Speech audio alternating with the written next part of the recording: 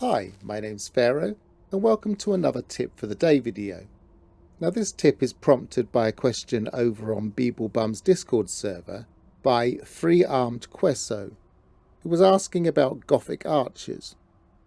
Now Gothic archers are actually a very simple construction made of two circular arcs.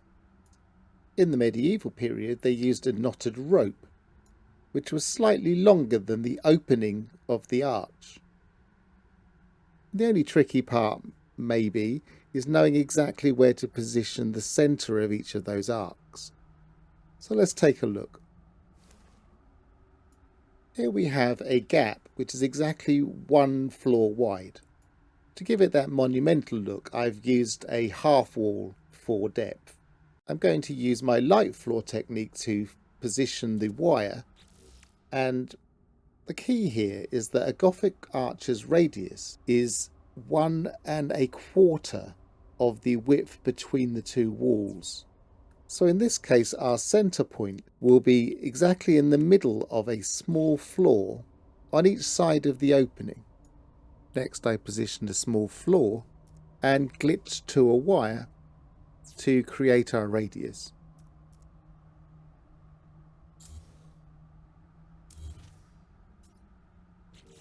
Now the technique for building the arch itself is relatively simple. We position a short wall,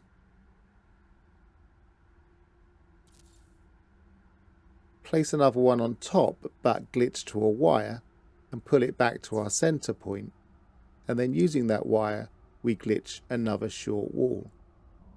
And then we repeat that process over and over until we get to halfway. This is actually very similar to how they would have done it in the Middle Ages. They would have used a rope and strung it from that centre point and used the other end of the rope to guide where they built their arch.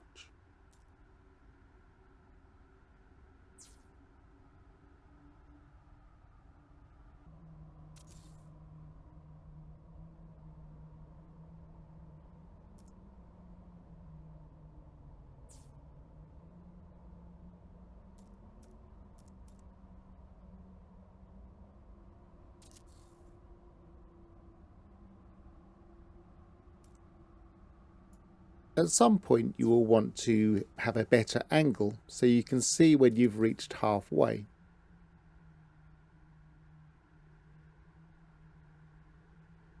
In this instance, halfway is exactly 8 short walls.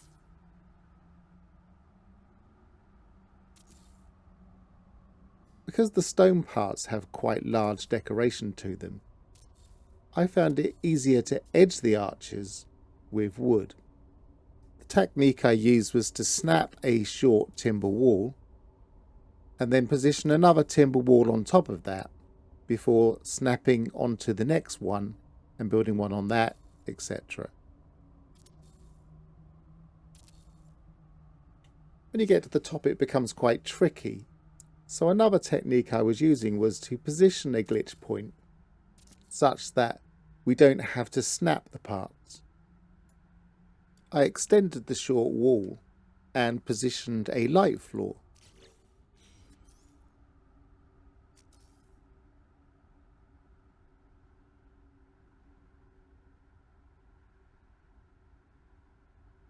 Which again was quite tricky.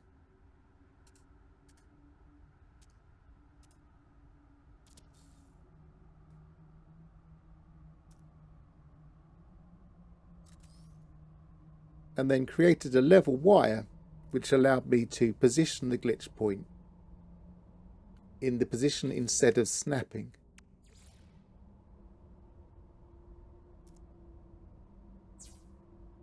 Then I could build onto the lower wall and then glitch in the higher one.